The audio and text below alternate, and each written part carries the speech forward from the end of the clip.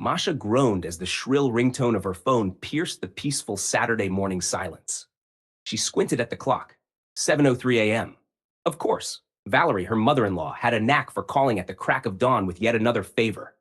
Reluctantly, Masha answered, trying to mask the irritation in her voice. "Good morning, Valerie."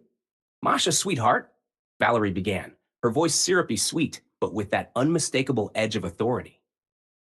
"I hope I didn't wake you." "You did," Masha thought, but managed to say, "Not at all, Valerie. What's going on?" "Well, the house is in such a state, I can't even bear to look at it anymore. Dust everywhere, and the windows are so filthy I can hardly see the yard. I thought you could swing by and help out. Just a few hours of cleaning." Masha clenched her jaw. This wasn't the first time Valerie had made these demands, and it likely wouldn't be the last. "Oh, Valerie," she said with forced cheer, "I'd hate for you to worry about all that. I'll be over shortly." "Oh, you're such a darling," Valerie cooed. "I'll have the vacuum ready." Masha hung up and rolled her eyes. Alex stirred beside her, blinking sleepily. "Was that my mom?" he asked, his voice groggy. "Who else?" Masha sighed, throwing off the covers. "She wants me to come clean her house again." Alex frowned. "You don't have to do that, you know?" Masha turned to him, hands on her hips.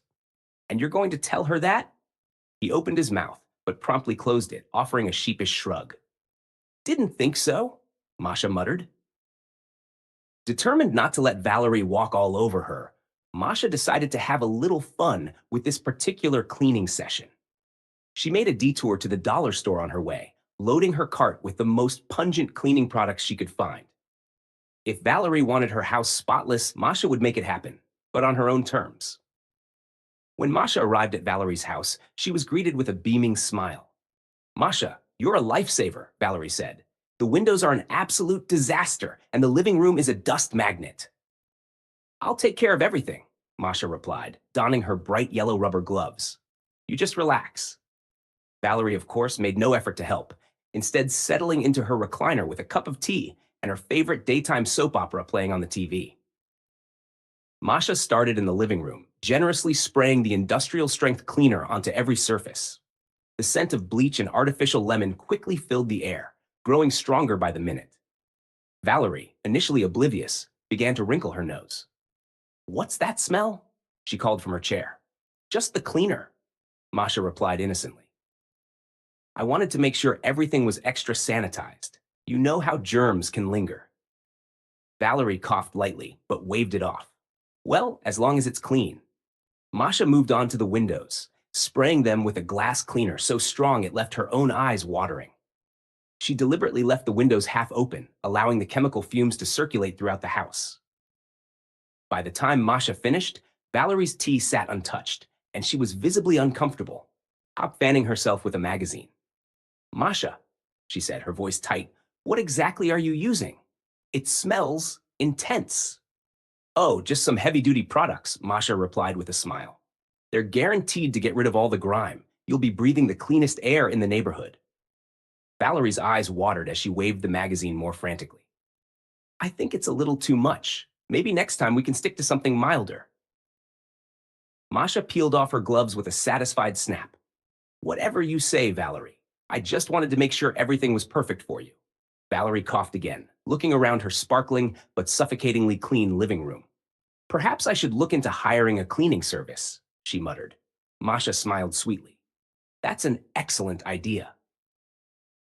Back home, Alex was waiting on the couch with a cup of coffee. "How'd it go?" he asked. Masha flopped down beside him, grinning. "Let's just say I don't think your mom will be calling me for cleaning duty anytime soon." Alex chuckled, raising his mug in a mock toast. "To boundaries?" "To boundaries," Masha agreed, clinking an imaginary glass. And with that, she settled in for the first peaceful Saturday she'd had in months. It was a rare, quiet Sunday morning when Masha's phone buzzed with a text message. She glanced at the screen, already bracing herself. Sure enough, it was from Natalie, her sister-in-law. Masha opened the message, rolling her eyes before she even read it. "Natalie, hey, can you pick up that new Urban Glow eyeshadow palette from Sephora for me? You're probably going to the mall anyway. Thanks." Masha let out a small groan, sipping her coffee as she stared at the message. Natalie's requests were never actually requests. They were orders wrapped in a thin layer of entitlement. And no matter how many times Masha tried to politely decline, Natalie always found a way to guilt trip her into compliance. But not this time. Alex, Masha called to her husband, who was reading the news on his tablet. Guess who just made me her personal shopper again? He raised an eyebrow. Natalie? Bingo, he shrugged. Why don't you just tell her no? Masha sighed, setting her coffee down. Because if I say no, she'll call your mom, and then Valerie will lecture me about how family helps family. I'm not in the mood for that battle today. Alex smirked. You're going to let her get away with it? Oh no, Masha replied, her lips curling into a sly smile. I'm going to help her, just not the way she's expecting. Masha headed out later that afternoon, but instead of going to Sephora, she made a beeline for Dollar Haven, the local discount store. She browsed the clearance aisle until she found exactly what she was looking for. A gaudy, glittery makeup palette with colors so bright it looked like it belonged in a child's art kit.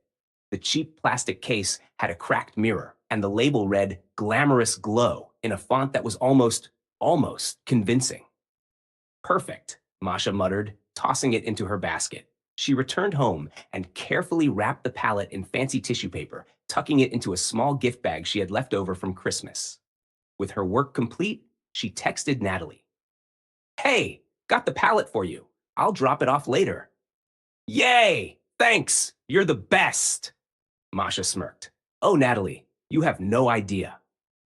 When Masha arrived at Natalie's apartment later that evening, she was greeted with the usual lack of pleasantries. Natalie opened the door, barely looking up from her phone. You got it? She asked, holding out her hand. Of course, Masha said sweetly, handing over the gift bag. I made sure to pick the trendiest one. You're going to love it. Natalie finally looked up, her eyes lighting up at the sight of the carefully wrapped package. Thanks, Masha. You're a lifesaver. Anytime, Masha replied, biting the inside of her cheek to keep from laughing. Natalie didn't even wait for Masha to leave before snapping a photo of the palette and posting it on Instagram with the caption, Spoiled again. Thanks to my amazing sister-in-law for this exclusive Urban Glow palette. Blessed, makeup lover, luxury. The next morning, Masha woke up to a flurry of texts from Natalie, all in capital letters. Natalie, what did you give me? This isn't Urban Glow. Everyone in the comments is laughing at me. They're saying it's from Dollar Haven.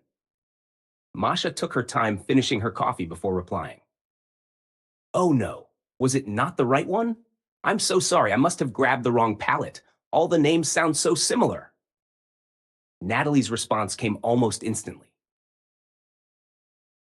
Don't be silly. It's the thought that counts, right? Besides, glitter never goes out of style. There was a long pause before Natalie replied again, this time with a single, furious emoji. Later that day, Alex came home to find Masha lounging on the couch with a smug expression. What did you do? He asked, setting his keys on the counter. Nothing major, Masha said innocently. I just gave Natalie exactly what she asked for. Alex raised an eyebrow. She asked for dollar store glitter makeup? She asked me to pick up an eyeshadow palette. She didn't specify where I should get it. Alex burst out laughing, shaking his head. You're going to give her a complex. Good, Masha said, grinning. Maybe next time she'll think twice before treating me like her unpaid assistant. Alex sat down beside her, still chuckling. You know, she's probably going to complain to my mom. Let her, Masha replied with a shrug. If Valerie says anything, I'll just tell her the same thing I told Natalie. It's the thought that counts. Alex shook his head, smiling. Remind me never to get on your bad side. Masha leaned back, folding her arms behind her head. Don't worry, babe. As long as you stay out of my makeup requests, you're safe. And for the first time in years, Natalie stopped asking Masha for favors. The glittery palette, meanwhile, became something of a legend in the family, a cautionary tale about what happens when you underestimate the sweet sister-in-law. Masha stood in the kitchen, carefully arranging the roast chicken on a platter. The aroma of garlic and rosemary filled the air, mingling with the scents of freshly baked rolls and caramelized vegetables. She wasn't just cooking dinner tonight, she was laying a trap. It had been weeks since her misunderstanding with Natalie's makeup palette and her fume-filled cleaning spree at Valerie's. The demands had eased, but Masha knew her mother-in-law and sister-in-law well enough to realize it wouldn't last. So she decided to settle things once and for all, on her terms. As she placed the final touches on the table, Alex walked in. "You've outdone yourself," he said, sniffing the air appreciatively. "What's the occasion?" "Oh, nothing special," Masha replied, her voice light. "I just thought it would be nice to have everyone together. You know, a family dinner." Alex frowned. "By everyone, you mean your mom and Natalie, of course," Masha said with a sweet smile. "They should be here any minute." Alex sighed. "Should I be worried?" "Not at all," Masha said, kissing him on the cheek. "Just sit back and enjoy the show." Valerie and Natalie arrived right on time, both looking pleasantly surprised by the spread on the dining table. "Masha, this looks incredible," Valerie said, her tone uncharacteristically warm. "You really went all out." "It's nothing," Masha replied, pulling out chairs for her guests. "I just wanted us all to spend some quality time together." Natalie, already eyeing the mashed potatoes, added, "Well, I'm starving. Let's eat." As they served themselves, the conversation stayed polite, almost suspiciously so. Valerie complimented the roles. Natalie mentioned a new show she was watching. Even Alex seemed impressed by the lack of drama. But Masha knew the calm wouldn't last. Once everyone was halfway through their meal, Masha set her fork down and cleared her throat. "So I've been thinking a lot about family lately." Valerie looked up, curious. "Oh, yes," Masha continued. "And how important it is to share responsibilities. After all, family is about supporting each other, isn't it?" "Of course," Valerie said, nodding sagely. "Exactly," Masha agreed. "That's why I've come up with a little plan. Since I've been helping you on Saturdays, Valerie, I thought it would be nice if Natalie could pitch in too." Natalie, who had been mid-bite, froze. "What?" Masha smiled sweetly. "I was thinking Natalie could come over on Fridays to help me prepare dinner. You know, chop vegetables, set the table, things like that. It'll give us a chance to bond." Natalie blinked, her fork hovering in midair. "Why would I do that?" "Well," Masha said, tilting her head innocently, "you've always said family should help each other. And you love cooking, don't you?" "No, I don't," Natalie snapped, setting her fork down with a clatter. "That's a shame," Masha said, her smile unwavering. "But I'm sure you'll get the hang of it. Besides, it's only fair. Valerie gets help, so I should too, don't you think?" Valerie, sensing a trap but unsure how to avoid it, hesitated. "Well, I suppose that does make sense." Natalie's face reddened. "Mom, are you seriously agreeing with this?" Valerie shrugged, avoiding her daughter's glare. "It's only one evening a week, Natalie. It wouldn't hurt you to contribute." Alex, who had been quietly observing, finally spoke up. "I think it's a great idea. Sharing the load, supporting each other. It's what families do." Natalie shot him a murderous look. "You're siding with her?" "I'm siding with fairness," Alex said, suppressing a smirk. "You've always been big on that, haven't you?" Natalie tried to argue, but with Valerie and Alex both agreeing, there was little she could do.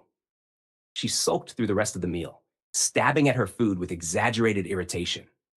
Masha, meanwhile, remained perfectly composed, sipping her wine like she hadn't just orchestrated a masterstroke. When the dinner finally ended and Valerie and Natalie left, Alex turned to Masha with an incredulous grin. "I can't believe you pulled that off." "What can I say?" Masha replied, shrugging. "I learned from the best. Your mom's been playing this game for years. I just turned the board around." Alex laughed, shaking his head. "You're ruthless." "Only when I need to be," Masha said, leaning against the counter. "Now, if you'll excuse me, I'm going to enjoy the rest of my weekend in peace. And next Friday, I'll have Natalie peeling potatoes while I sip wine." Alex raised his hands in surrender. "Remind me never to get on your bad side." Masha smirked. "As long as you keep doing the dishes, you'll be fine." And with that, she poured herself another glass of wine, savoring her victory. For the first time in years, the family dynamic had shifted in her favor, and she intended to keep it that way.